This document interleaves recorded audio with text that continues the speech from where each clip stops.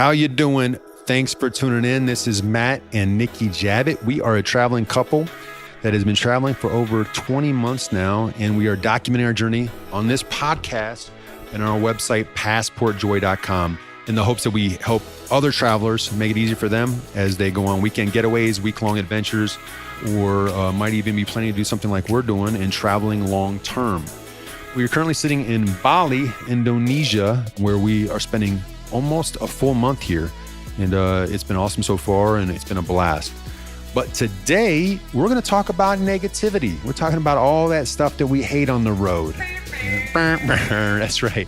We're going to get negative on you, and it's something that some people like to hear that stuff. So we're going to give it to you. We're going to get into all the stuff that really blows on the trip so far. People ask us during our journey, how can we support us? We have set up our own Amazon store. It's through their influencer program, and we have our own store now. And you can find that at passportjoy.com/Amazon. Again, passportjoy.com/Amazon.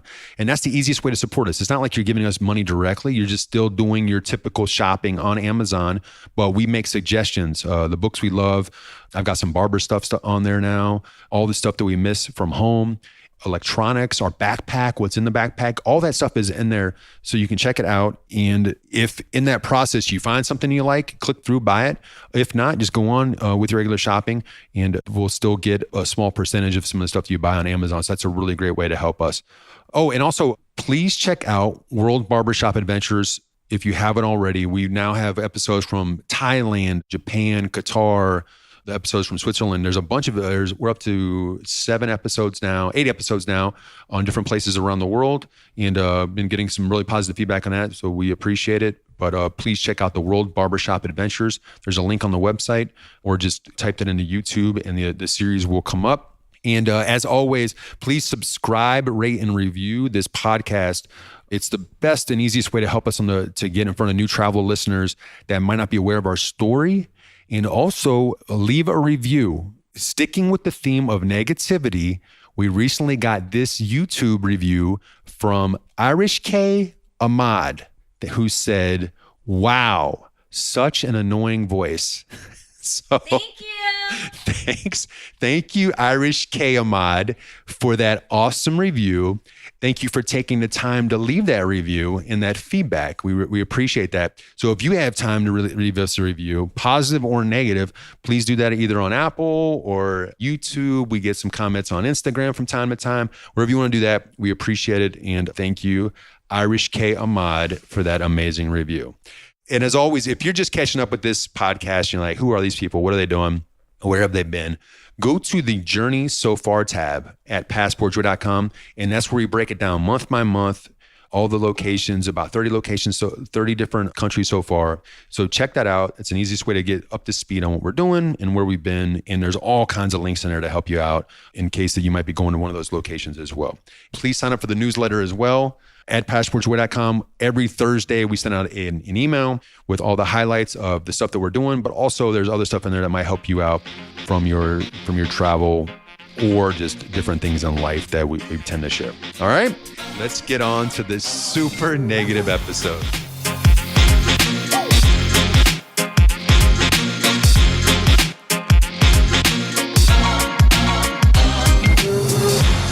All right. We often get asked after telling someone about our journey, they'll say, "What is something bad that has happened?" Or, "What do you miss the most from home?" Or, "Have you been in danger or harm's way?" People love negativity or hearing the bad stuff that happens to people. It's the reason everyone slows down for a car accident or clicks on the horrible headlines that fill the news websites. Yes, our lives are amazing and we don't have anything to complain about, but everyone wants to hear about the bad stuff that happens to others. It may even be the reason that you're listening to this podcast today. So here you go. Mr. Positivity is going rogue. And we are going to talk about the things we hate about traveling. We're not going to mention missing our friends or family because that's a given and it's cliche. We're going to talk about all the stuff that annoys us during this adventure. So to start out, especially since we are in Asia, a lot of the things that are common at home, they're built for smaller people here. Yes, I'm, I'm tall at home. I'm in America. I'm 6'6", and at home, everything's not built for me anyway. But now that we're here, even my barber in Kuala Lumpur, when I was in the chair, he tilted me back for the shaving process, and my feet were like hitting the wall. He laughed and he said, "Asians are so small." It was so funny, but it just reminded me of all the things that I've been dealing with lately. Particularly all forms of travel. Obviously, airplanes are super tight over here. I mean, airplanes, buses, cars, tuk-tuks, everything is just built for small people. So I'm dealing with that constantly, and that really sucks. Mirrors, I dealt with this at home a little bit, but not as much here. I essentially can never look in a mirror face to face. It's always at the chest level. So anytime I even like at our current Airbnb that we're in, all of our Airbnbs we've been in Asia, any public restroom, anywhere we go, if I look in the mirror, I'm not going to see my face. I'm going to be seeing my midsection. So I always got to like duck down and try to look in the mirror if I'm trying to check myself out or whatever. Beds, my feet always hang off the bed because they're built for probably like 6'2" or so, which is okay. I don't want to get positive on you here because the positive part is we never have a footboard, because if it's a footboard, then it really sucks. So we always try to choose beds that there's no footboard, which allows my feet to hang off, which is better than banging against a football at night. And showers, typically I have to crouch under a shower, and sometimes the bathroom ceiling will be like 6'3", and I can't even like stand up in the shower. But if it's a case where I gotta like in the shower, I can't even like stand up straight, and then trying to like bend down to wash my ankle, forget about it. my ankles stay dirty for weeks on end. So I'll start with that mini list of things that suck from just common everyday life things. All right, I'm trying not to laugh because it just sounds funny to me. But anyways, as far as the bed, yeah, so at home we have a California king size bed at home, and I don't know for those of you who have to sleep with someone who is 6'6". And I'd like to mention this said person likes to sleep on a diagonal, take up the entire bed.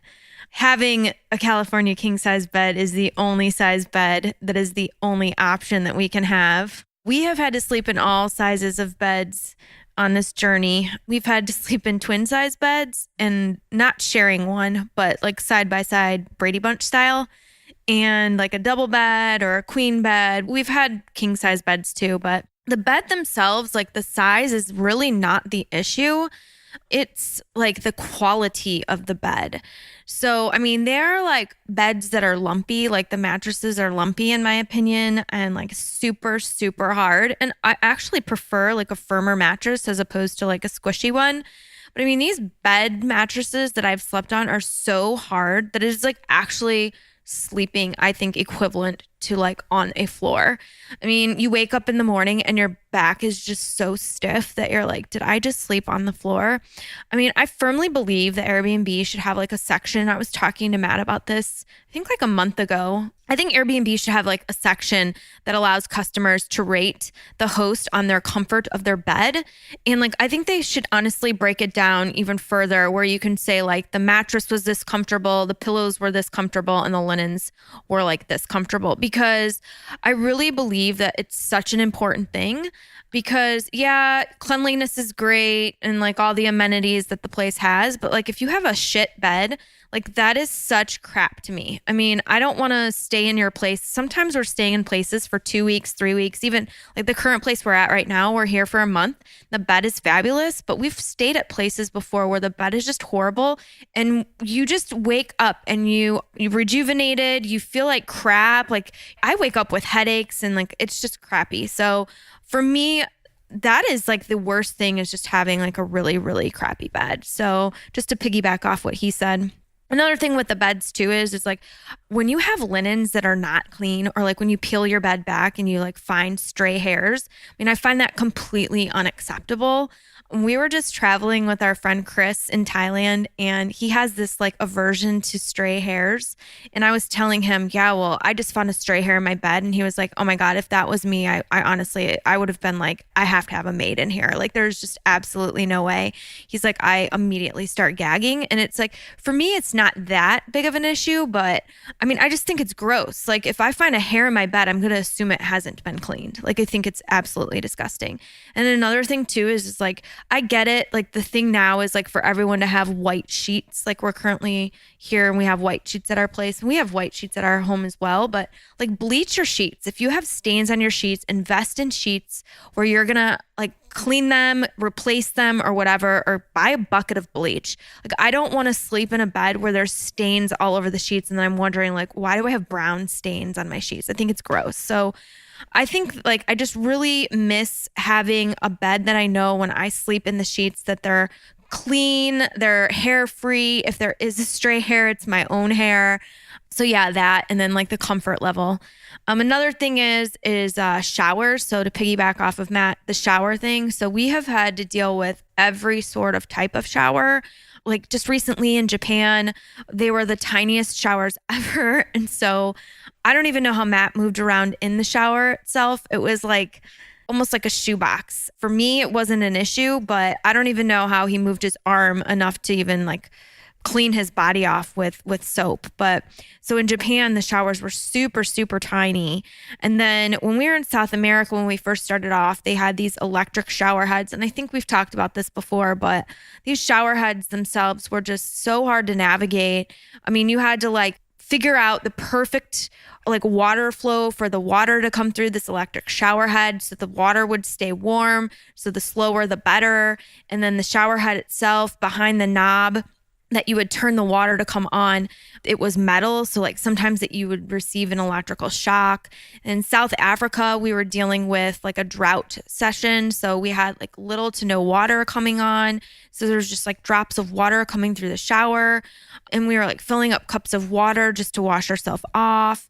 And then in India and other places in Asia, we've had to deal with what are called water closets, where everything, there's like no separation between the toilets and then the actual sink and then the shower itself. So like if you take a shower, your shower is just spraying all over your toilet and all over your sink. So if you have to then use the bathroom, if you want a toilet that's dry, you're going to have to then wipe down your toilet. So it's a water closet. So, I mean, that was, we had to get used to that. So I don't know, just having a separate shower area in some places, I miss that.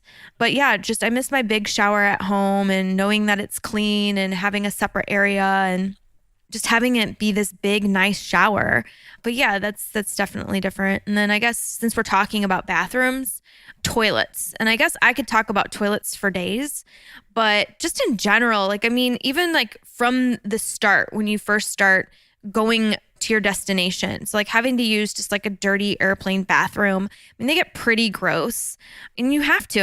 I mean, we're on flights sometimes that last, 12 hours long. So it's just gross that you have to do that. And then I've done my fair share of having to squat over holes in the ground in places like Thailand. And that's just what their normal of a toilet is. It's just a hole dug out in the ground. And then my number one rule now that I learned fairly early on in our travel experiences, probably, I don't know, maybe 3 or 4 years ago, before we even went on this journey, is just to take toilet paper with me everywhere I go.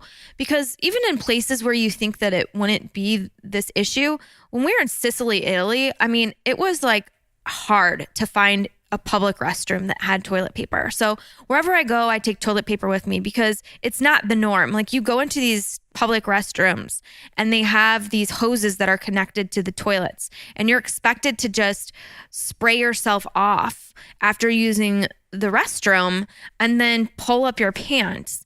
And I just, for some reason, I can't grasp the concept and I wish that I could talk to someone about this, and I've tried to, but people just look at me like I'm crazy. But you're just supposed to spray yourself off, and that's how you clean yourself, as opposed to what we do in America, wiping ourselves with toilet paper, and just pull up your pants and go about your day. But I mean, I have like an issue with this because I can't walk around for the rest of the day and have wet underwear. So I actually just walk around with like a wad of toilet paper in my back pocket, or I just tuck it somewhere or keep it in my bag with me. So it's like having the luxury of not always knowing that there's going to be toilet paper around.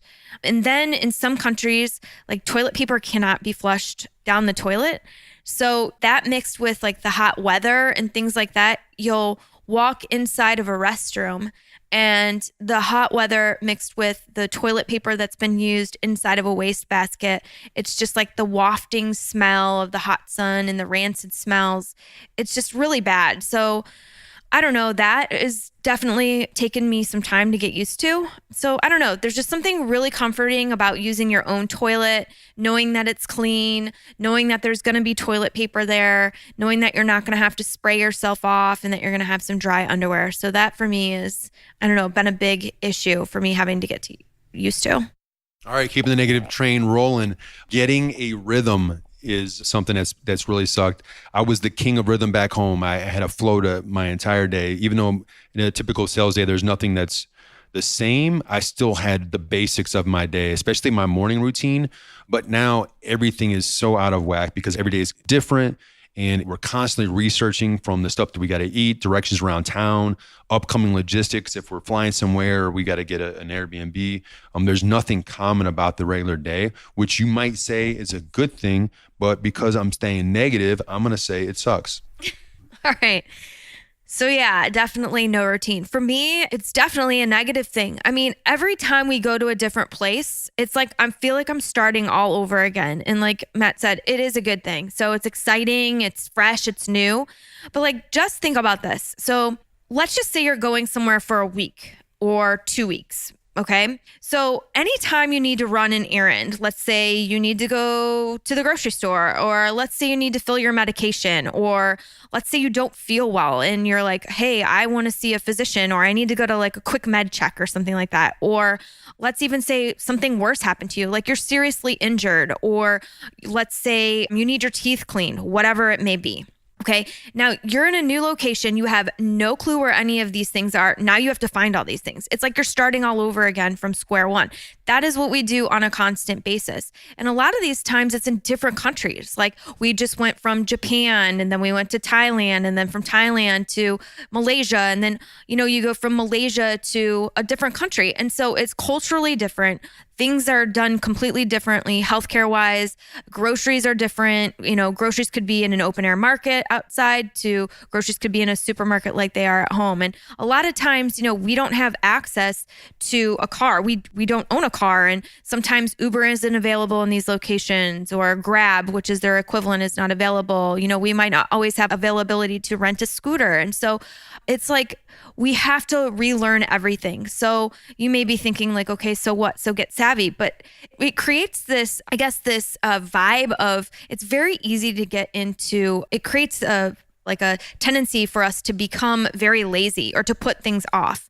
And so it's so easy for me to be like, you know what, instead of me going to the grocery store and stocking up on groceries like I should, because I want to be healthy and continue my vegan lifestyle, and for us to eat well and not go out on every single meal and eat out on a restaurant and save money and eat a healthy lifestyle, I'm just going to go out and eat out at every single meal because it's just easier. I know where all the restaurants are around me. Or instead of me actually going and getting taken care of what I need to be taken care of and go to the dentist and get my teeth cleaned, like I'm just going to put it off and deal with it later.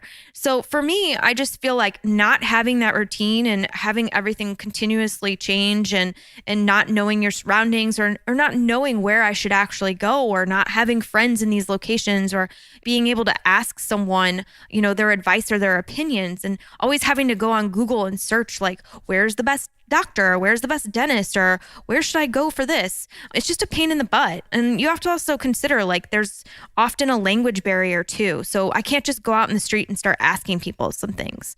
So yeah, for not having a routine, it's something that we have to deal with. It's difficult, but we just have to deal with it. Don't you dare try to get positive on me. We are staying negative here. And to keep that rolling, you talked about food. It is almost impossible to have consistent eating patterns without spending either tons of money or tons of time researching every destination.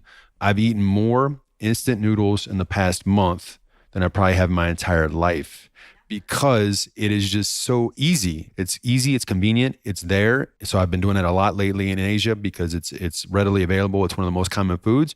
You just add hot water and bam. Finding good fresh vegetables that you can trust is so difficult. And I'm a huge water guy as well. So typically at home, I drink so much water.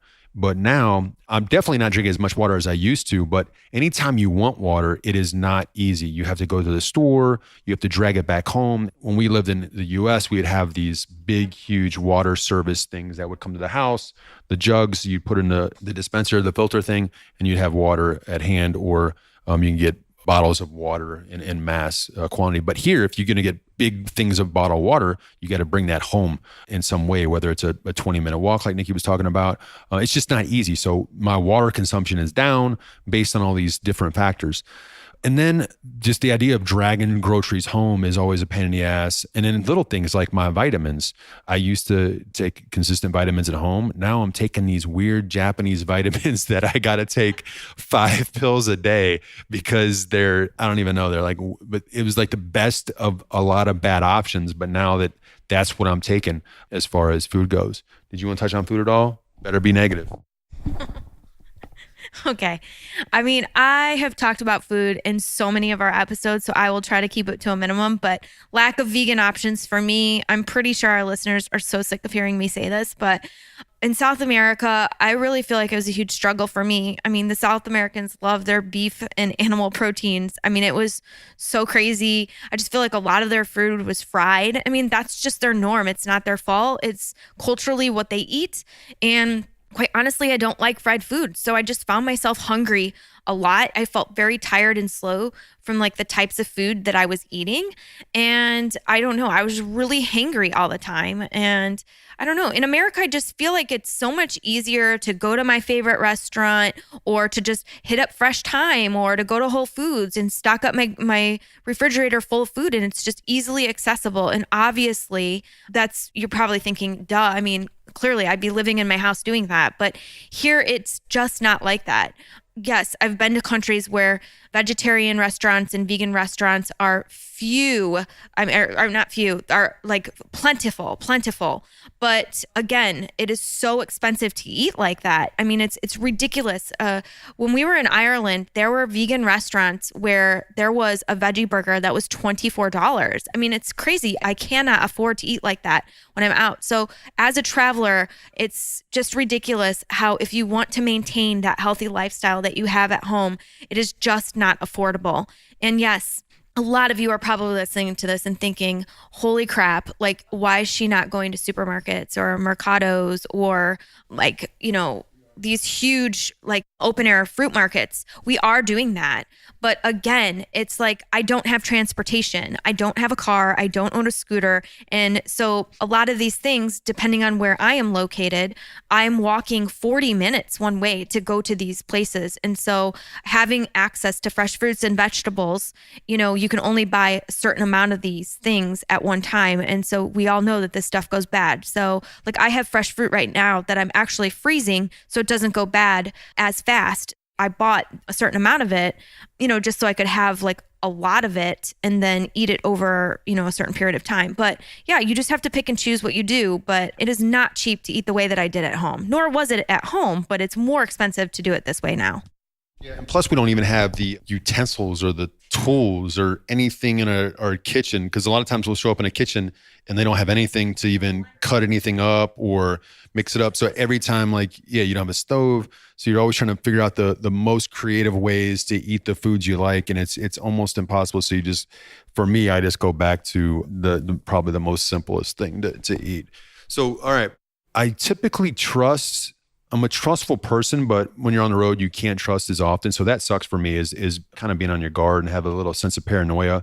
Our oversensitivity with our ATM card and our credit card sucks bad because I have to keep an eye on it constantly. Because if we got hacked at home, we would just overcome it quickly. You get a card in the mail, you've got money available, whatever. Getting hacked on the road sucks. We actually just had this happen to us in August. Somebody got a hold of one of our credit card numbers, and we had to kill the credit card and then get a new one.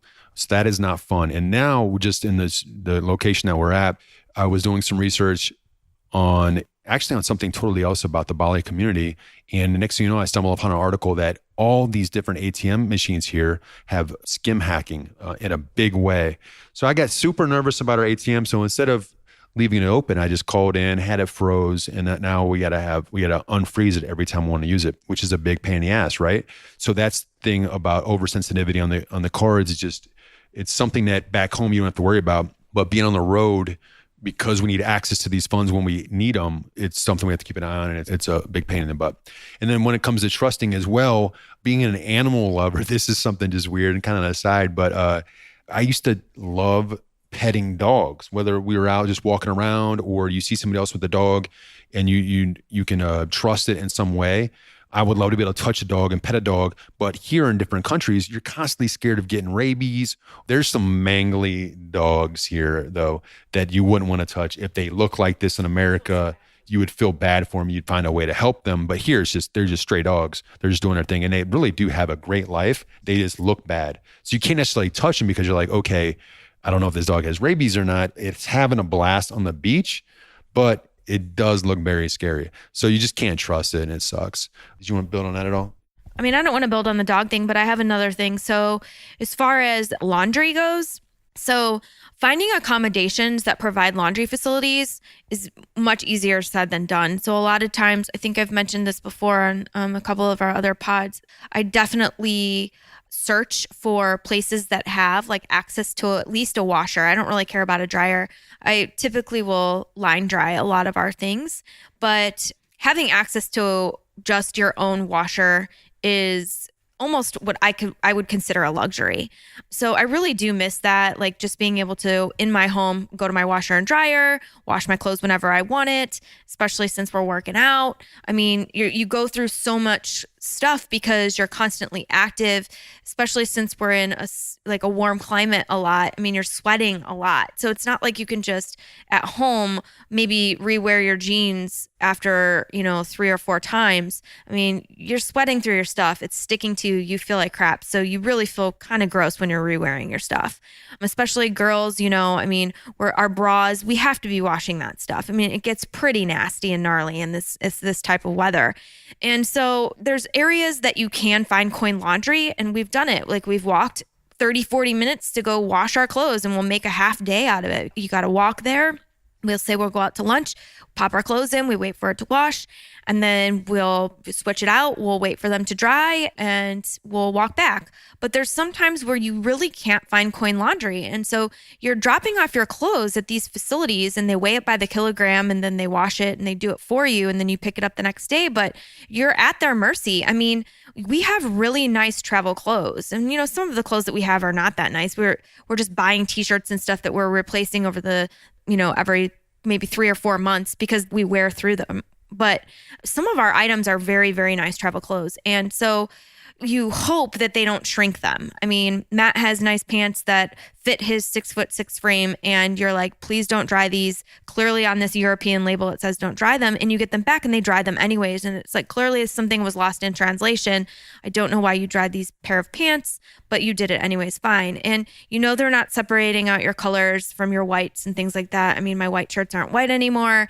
And a lot of the times, or not, I shouldn't say a lot, but some of the times your things get lost. And so you're still paying them, and they claim that they never had that stuff. So it sucks. And that luxury, you just kind of take it for granted when you're at home with your own washer and dryer. But it is what it is. And, every place that you stay at can't have every single amenity, but I definitely, definitely miss having my own washer and dryer. Yeah. Okay. I love sports, and I can't watch sports anymore without it being some weird, funky time. I just can't turn on a TV and watch a game, whether it's NBA, NFL, anything, boxing match. I watched the last UFC. It started at 10 a.m. on a Sunday morning. So I was at the bar at 7:45 a.m., which was weird. But without me VPNing in and staying up until like 4 a.m. or 5 a.m. in the morning, I just can't watch anything anymore. So I usually watch like YouTube highlights the next day, where I get the quick highlights on the app, on a sports app or something, and understand what happened. But so I don't get that rush anymore from watching a team that I love, or sometimes I put money on it and be able to watch a game. That's something I used to love to do. And it's based on time zone. It's the whole time zone difference. And that plays in a part of when we have a chance to talk to people as well, or the lack of talking to people, because it's an easy excuse for people to have, like saying, "Oh, I don't know what time it is there," and so that really blows. And I guess to wrap up this negativity, something I used to love was the idea of you have a few cocktails and then you call an old buddy or you call a friend and you know that they've had a few cocktails or it's the end of their night and they're in a good mood. But with a different time zone, if my buddies are drinking a cocktail at 1 a.m. and they give me a call, it's like 1 p.m. for us. And I'm like, it's weird. It's weird that maybe they're drunk dialing me to have an awesome combo. And I'm like midday about to go work out. So stuff like that, that blows. All right, there you go. It's out of our system.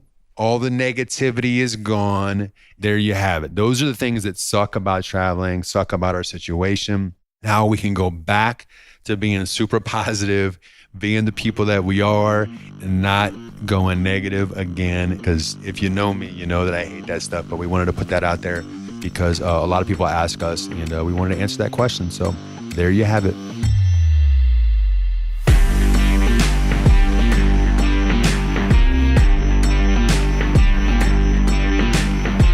After years of struggling with chronic back pain and limited activities, horrible sleep, I decided to get a major back surgery about 4 years ago that left me in the hospital for 6 days and had many weeks of recovery.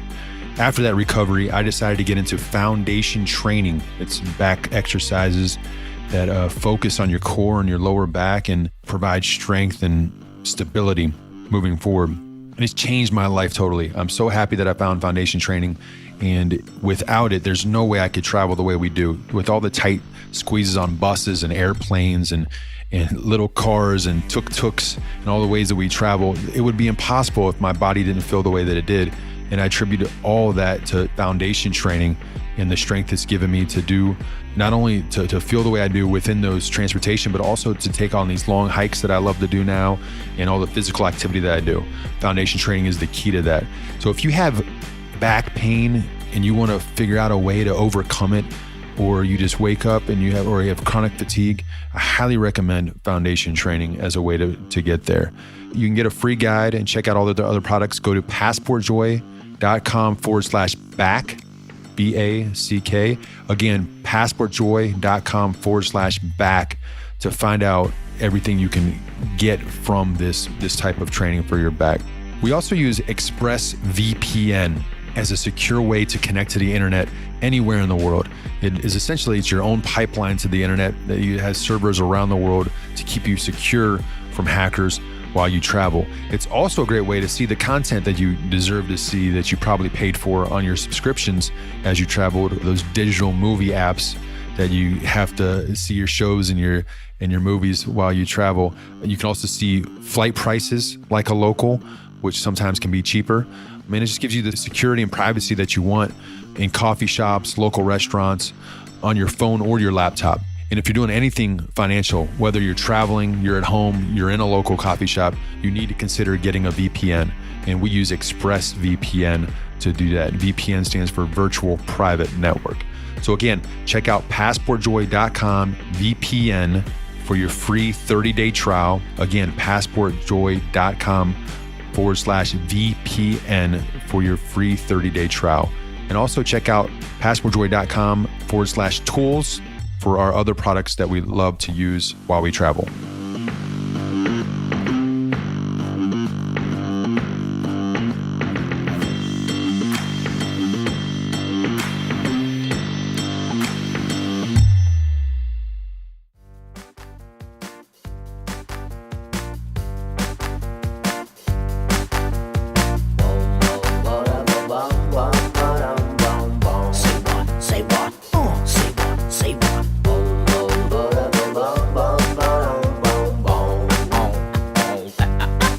And that is it for this episode. Thank you so much again for listening. We really appreciate it, tuning into that. Hopefully you found that funny a little bit on that episode.